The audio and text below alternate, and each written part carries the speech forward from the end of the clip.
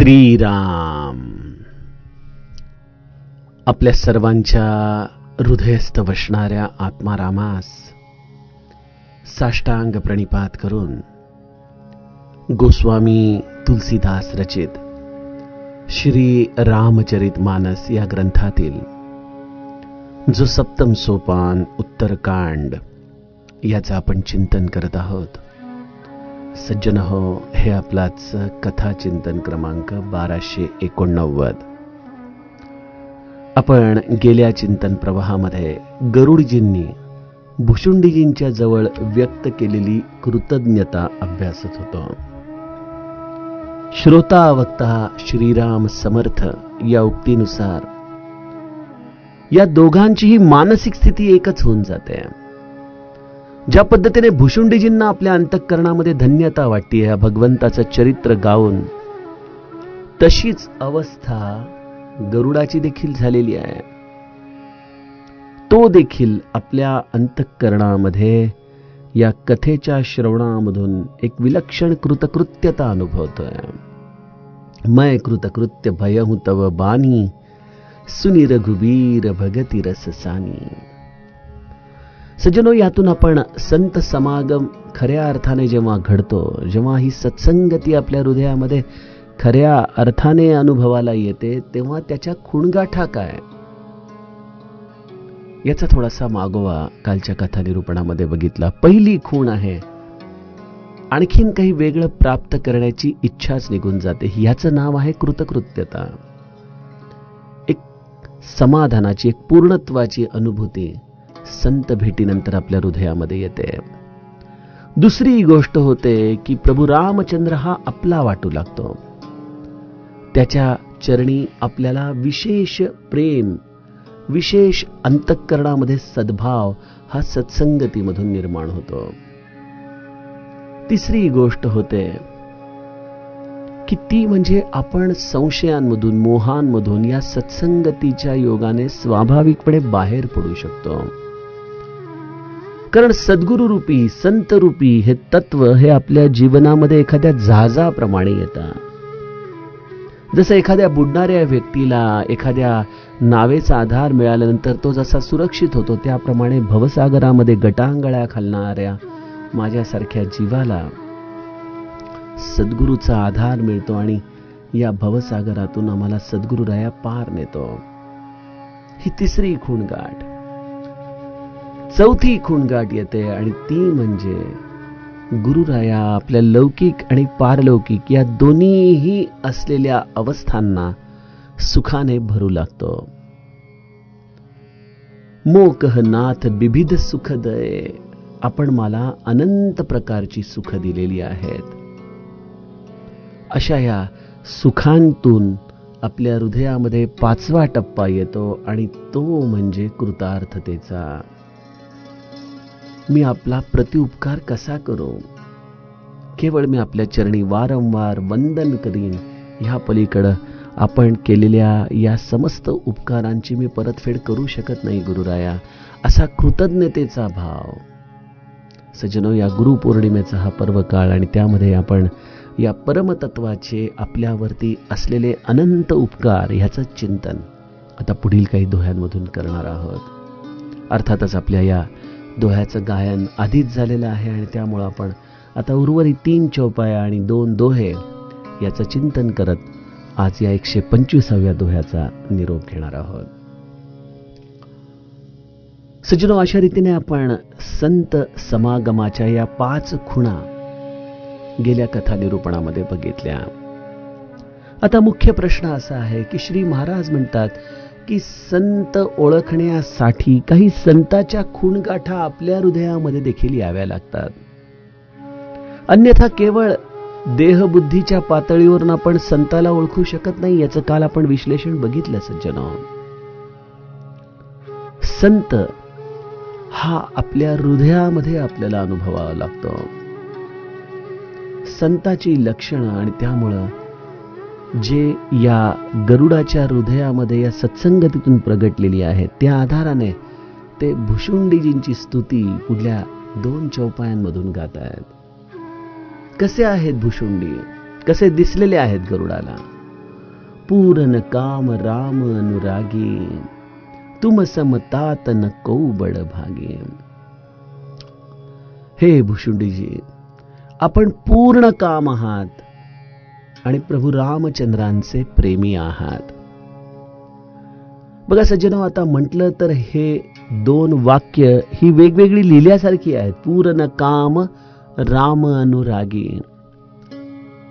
परंतु जर आपण थोडंसं सूक्ष्म दृष्टीने बघितलं तर ही दोन वाक्य वेगवेगळी नाहीत. खरं तर या एकाच नाण्याच्या दोन बाजू आहेत.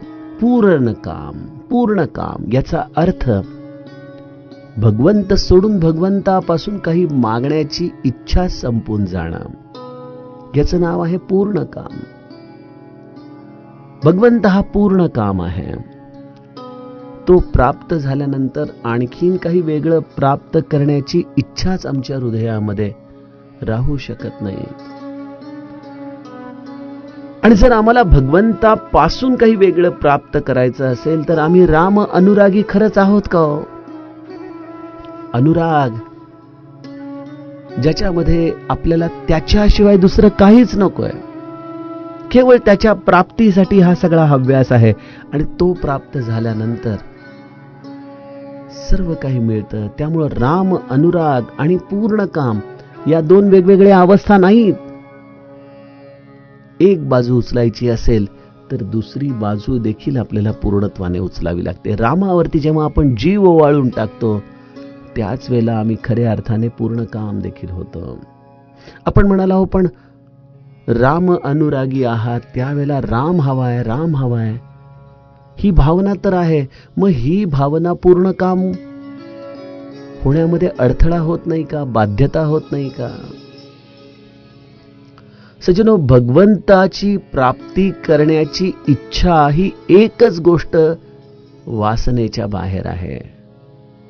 जेव्हा समस्त वासना जळून राख होऊ लागतात त्याच वेळेला या अग्निदिव्यामधून ही एकमेव इच्छा जीवाच्या हृदयामध्ये राहते आणि तो म्हणजे मला माझा रामराया हवाय.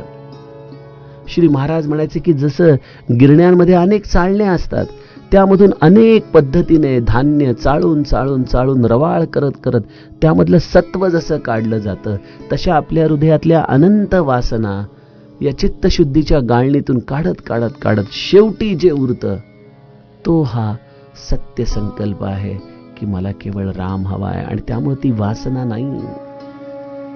जसा अग्नी हा आपण स्वयंपाक करण्यासाठी वापरतो, परंतु तोच अग्नी जर घरावरती ठेवला तर ते घराला ती जाळून टाकते.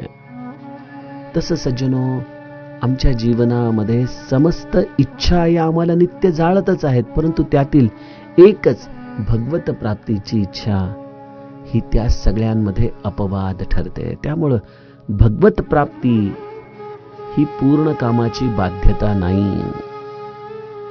आपण राम अनुरागी होत जावं, स्वाभाविकपणे पूर्ण कामता आपल्या हृदयामध्ये प्रगटू लागते. जसं तराजूमध्ये एका बाजूचं माप वाढवलं की दुसऱ्या बाजूचं देखील आपल्याला वजन वाढवावंच लागतं, त्याशिवाय व्यवहारच होऊ शकत नाही. त्याप्रमाणे सज्जनो, आपण जर राम अनुराग वाढवला की स्वाभाविकपणे आमचा पूर्ण काम देखील बहरू लागतो. गरुड देखील आपल्या अंतःकरणामध्ये आता ही अनुभूती घेतोय. संताच्या पायाशी बसल्यानंतर मनुष्य हा स्वाभाविकपणे निष्काम होत जातो. श्री महाराज म्हणतात, आपण काही करू नये, केवळ संताच्या दारामध्ये पडून राहावं. बघा, आपण देखील आता एवढा 4-4.5 वर्षाचा काळ ही रामकथा ऐकत आहात.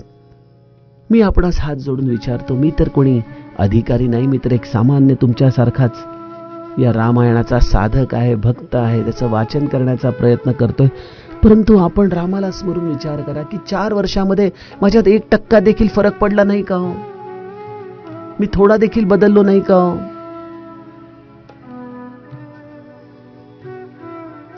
मी स्वतःचा अभ्यास करून बघतो आणि लक्षात येतं की आहे बरेच सकारात्मक बदल माझ्या जीवनामध्ये मला या रामायणाने घडवायला सुरुवात केलेली आहे. अजूनही पैलतीर सापडलं नसेल, परंतु काही हरकत नाही, निदान योग्य रस्ता तरी मला सापडलेला आहे. मी त्या रस्त्यावरती चालण्यासाठी अविरतपणे प्रयत्नशील आहे. मला आता हा मार्ग सापडलेला आहे. रस्ता चुकलो तरी जसं आजच्या काळामध्ये गुगल मॅप पुन्हा पुन्हा आपल्याला योग्य रस्त्यावरती आणून ठेवतात, तसे हे रामायण रूपी ग्रंथ, हा सद्गुरू रूपी मंत्र हे माझ्या जीवनाचे गुगल मॅप झालेले आहेत, जे मला पुन्हा पुन्हा योग्य रस्त्यावरती आणून ठेवतील, सद्विचारांवरती आणून ठेवतील आणि या पूर्ण कामत्वाच्या दिशेने, त्या ध्येयाच्या दिशेने मला घेऊन जातील. हा गुरुकृपेच्या छत्राखालचा प्रवास आहे सज्जनो. त्यामुळं आम्हाला सत्संगती, मग ती कदाचित नामजपाच्या आधाराने असो, संताच्या देहाचा सहवास असो, संताचं हृदयरूपी वाङ्मय असो, किंवा संताच्या अत्यंत प्रियतम देवाच्या लीलांचं कथन असो, कुठल्याही मार्गाने आपण सत्संगती करा. सत्संगती तुमच्या जीवनात तुम्हाला पूर्ण कामतेच्या दिशेने निश्चितपणे घेऊन जाते. खरोखर असा संत, असा ग्रंथ, असा मंत्र आपल्या आयुष्यामध्ये येणं, यासारखं आपलं सद्भाग्य नाही. आणि त्यामुळं आपल्या सद्भाग्याची जणू काही एक विनवणी गरुडजी भुशुंडीजींच्या जवळ देखील करतायत की माझं सद्भाग्य आपण खऱ्या अर्थाने उजळवलं, कारण आपण सगळ्यात मोठे भाग्यशाली आहात. आपण प्रभू रामचंद्रांचे प्रेमी आहात.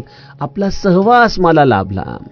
सज्जनो, जो खरा राम प्रेमी आहे, जो या भगवंताच्या अनुरागाने परिपूर्ण आहे ना, त्याचा सहवास हा संसर्गजन्य असतो. बरं, तुम्ही त्याच्या जवळ काही काळ जरी मनाने संग केला तरी तुमच्या वृत्तींमध्ये तो स्वाभाविकपणे बदल करून टाकतो.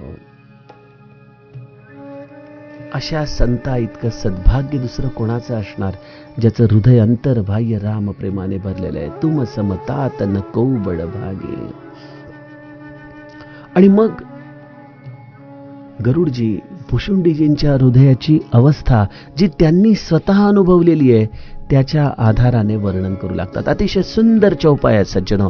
3 चरण आहेत, परंतु संत हृदयाचं सगळं सार जणू काही गरुडाने आपल्या अनुभूतीतून आपल्याला इथं सांगितलंय. संत बिटप सरिता गिरीधरणी, परहित हे तू सबन कै करणी. खरोखर संत, वृक्ष, नदी, पर्वत आणि पृथ्वी या सर्वांच्या क्रिया केवळ परहितासाठी आहेत. यांना स्वतःचा असा स्वार्थ माहीतच नाही.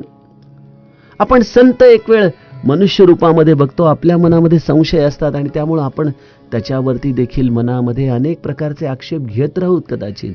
परंतु त्याला थोड्या वेळ बाजूला ठेवा आणि ज्या श्रेणीमध्ये संतांना गरुडाने नेऊन बसवलेले, त्या श्रेणीतल्या प्रत्येक तत्वाचं थोड्या वेळ चिंतन बघा. वृक्ष आहे. वृक्ष काय काय देतो आम्हाला? वृक्ष सावली देतो, सगळ्यात महत्वाचं. आता उन्हाळा नुकताच संपला. आम्हाला आठवतं, आता सोमनाथमध्ये आम्ही गेलो होतो. सोमनाथ प्रचंड उष्णतेचं ठिकाण. त्या मंदिराला प्रदक्षिणा घातल्यानंतर एक सुंदर वटवृक्ष तिथं आहे आणि त्या उन्हामध्ये त्या वटवृक्षाच्या खाली जाऊन उभं राहिल्यानंतर काय विलक्षण समाधान, काय शीतलता प्राप्त होते, सांगूच शकत नाही. असं वाटतं की आपण कुठल्या तरी दुसऱ्याच विश्वामध्ये आलोय की काय. म्हणजे एवढं प्रचंड ऊन जेव्हा सगळ्या भूभागाला तप्त करत असतं, तेव्हा एक वृक्ष त्या उन्हाचा मारा सहन करत त्याच्या छत्रछायेखाली आलेल्याला गारवा देतो, सावली देतो. दुसरी गोष्ट, वृक्ष आपल्याला फूल देतं, फळ देतं.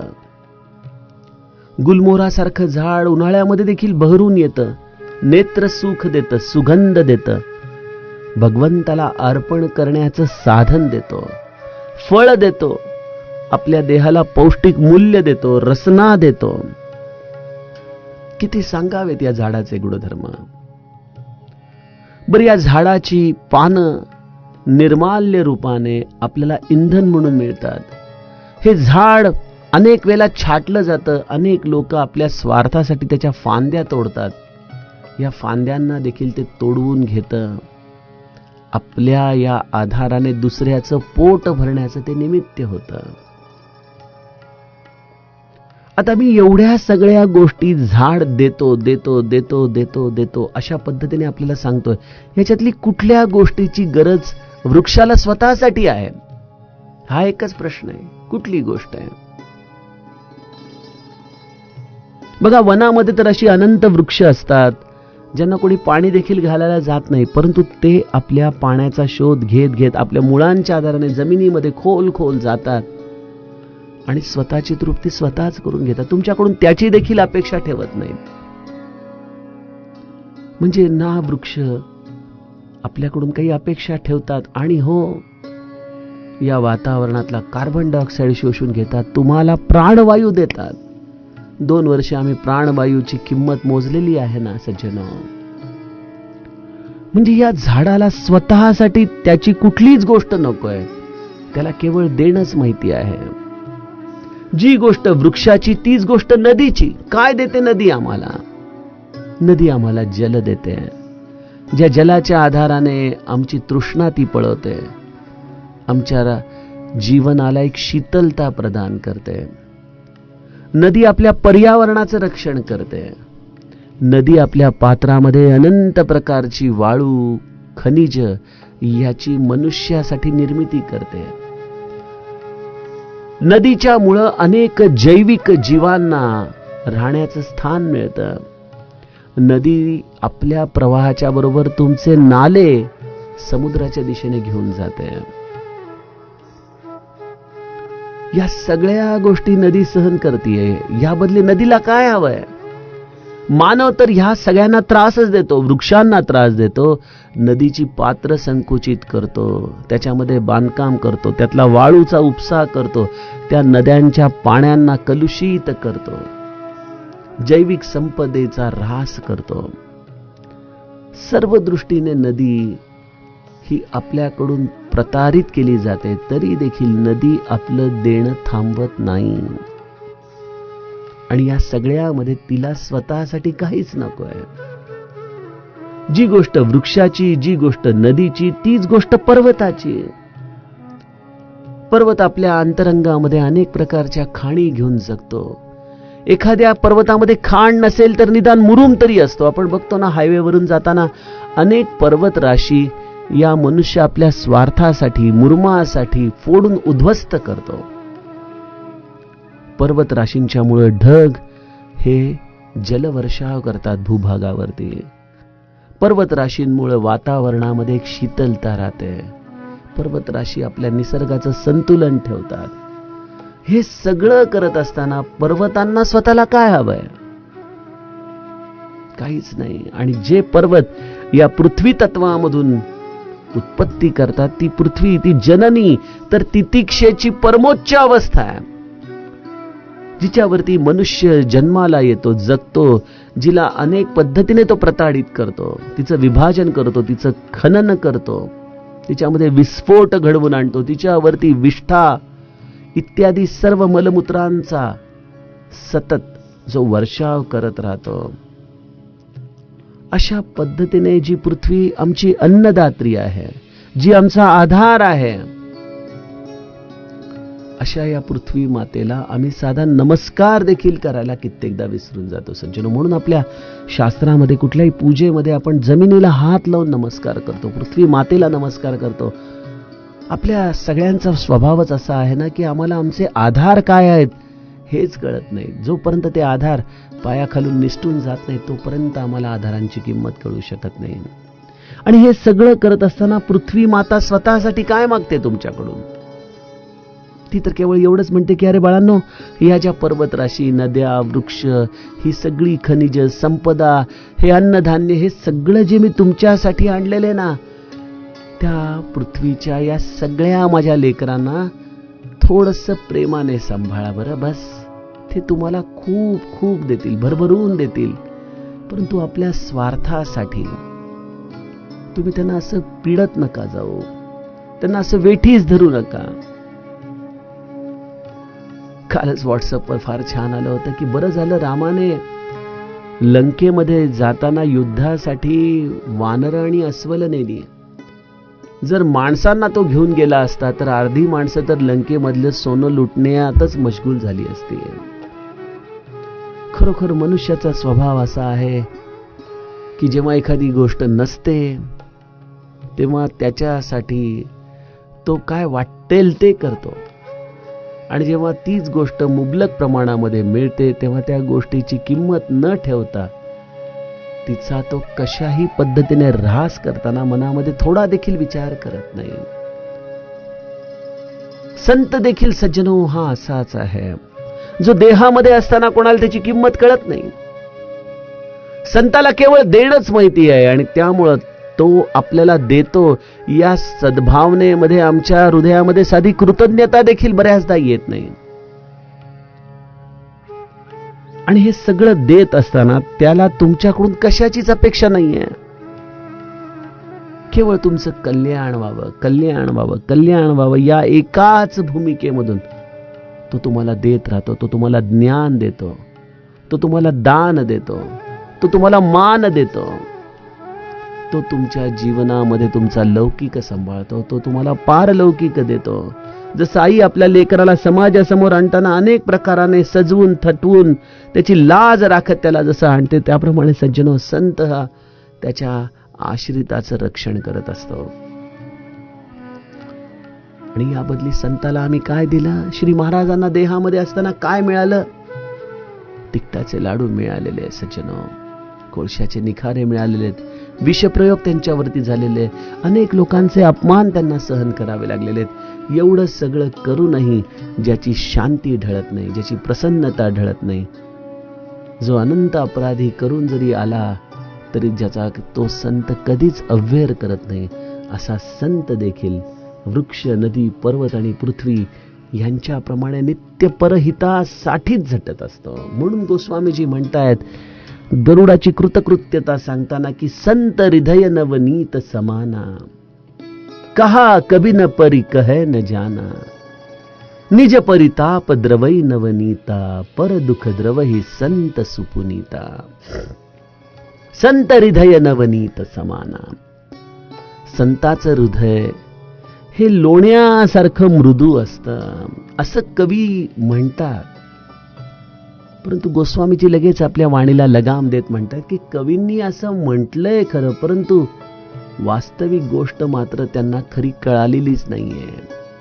संत हृदय नवनीत समाना ठीक आहे उपमा देण्याच्या दृष्टीने, परंतु एक लक्षात घ्या की हे लोणी जेव्हा त्याला स्वतःला उष्णता मिळते तेव्हाच ते द्रवित होतं.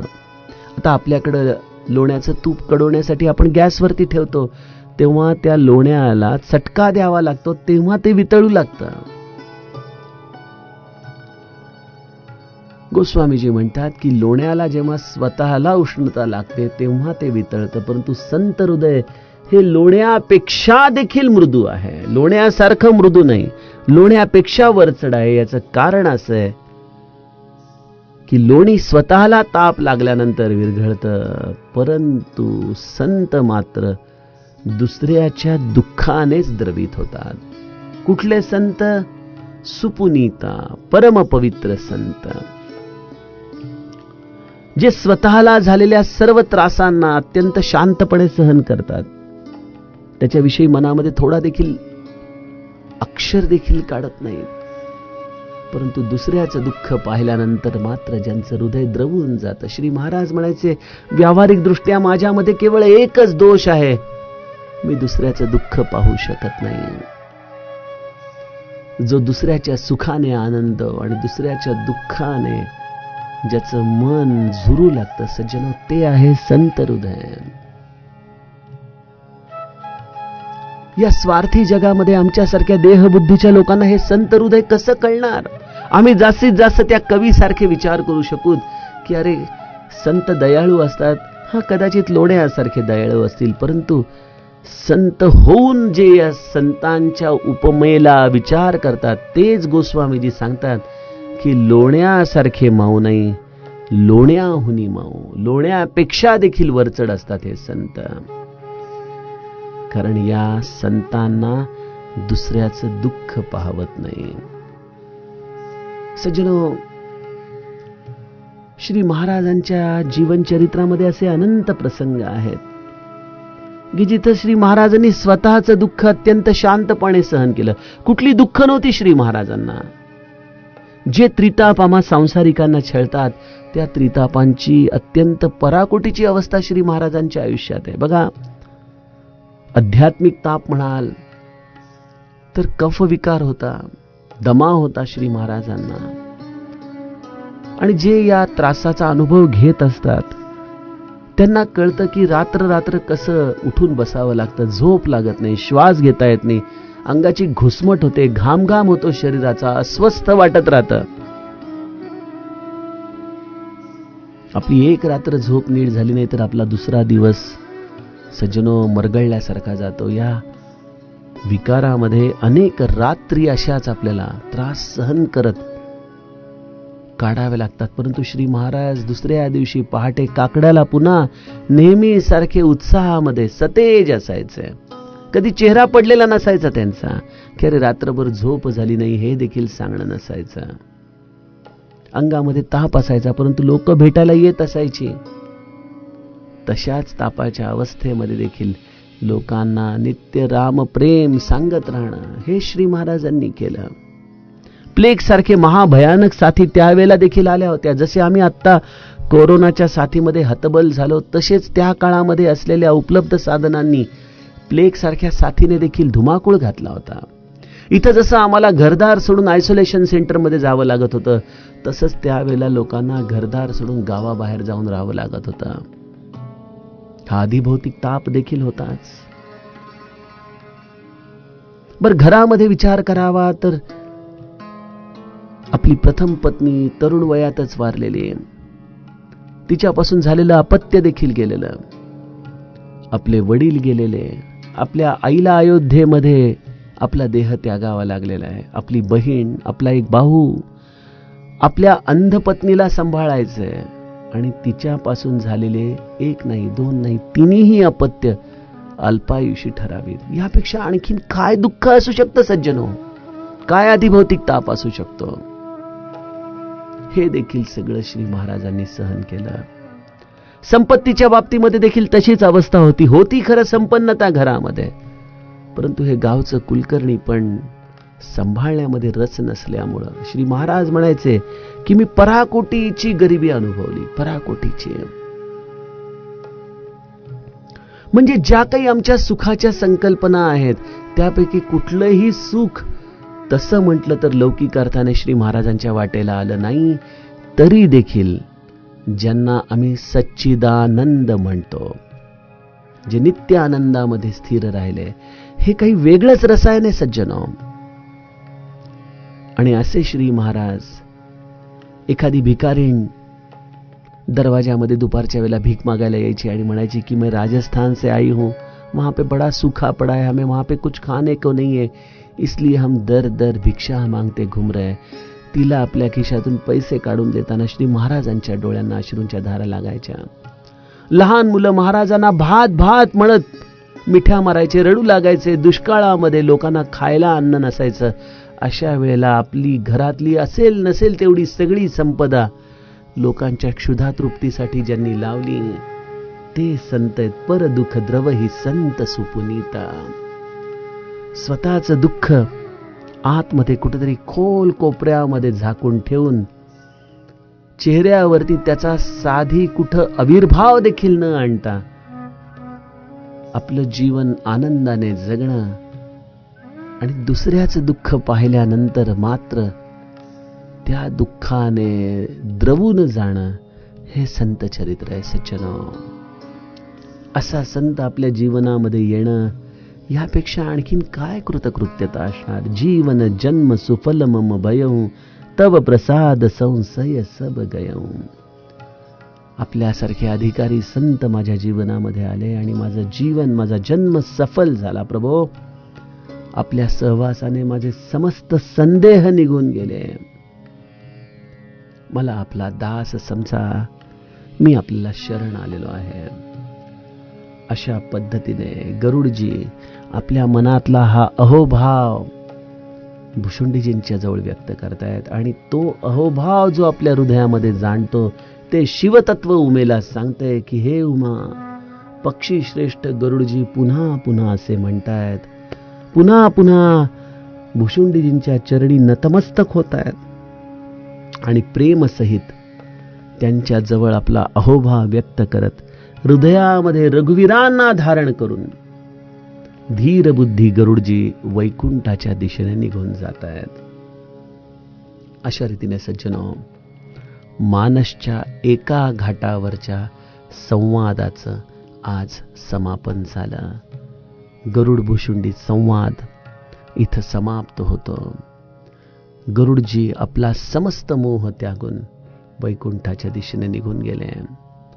या समस्त संवादाचं संक्षेप इकडं महादेव माता पार्वतीला सांगताना म्हणतोय की गिरिजा संत समागम समन लाभ कछुआन, बिनु हरि कृपा न होई सो गावही वेद पुराण. हे गिरिजे, संत समागमासारखं दुसरा कोणताही लाभ नाही, परंतु असा संत समागम हा श्रीहरीच्या कृपेविना आपल्याला प्राप्त होऊ शकत नाही, असं समस्त वेद आणि पुराणाचं सांगणं आहे. सज्जनो, आता आपले शेवटचे 5 दोहे राहिलेले आहेत. त्या 5 दोह्यांमध्ये आपण एकेका घाटावरती चाललेल्या या संवादाला विराम देत आपण या रामायणाच्या अंतिम टप्प्याच्या दिशेने जाणार आहोत. त्यातील आज या गरुड भुशुंडी घाटाचा आपण निरोप घेतलेला आहे. भुशुंडींच्या चरणी मनोभावे आपला सद्भाव व्यक्त करत आपण देखील गरुडासारखे तळमळत राहोत आणि मनोमन प्रार्थना करोत की कुठला तरी असा भुशुंडींसारखा अधिकारी संत आपल्या जीवनात यावा आणि त्याने आपल्या समस्त मोह संदेहाचा त्याग करावा. जानकी जीवन स्मरण. जय जय राम.